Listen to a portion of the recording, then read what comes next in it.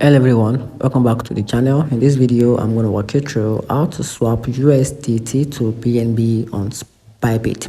So watch to the very end so you don't make any mistake. So the first thing you have to do is to open the Bybit app or website or log in through the mobile app, then tap on trade on the bottom menu, then choose the spot trading, then select the trading pair. So in search bar, type in BNB/USDT and select it.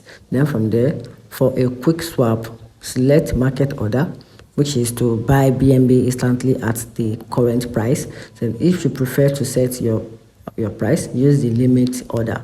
Then after that, under the buy BNB section, enter the amount of USDT you want to swap, then review the details and check BNB, then confirm the transaction, then check your balance. Then you can go to your assets and see your BNB balance, and that's a simple step-by-step guide on how to swap USDT to BNB on Bybit.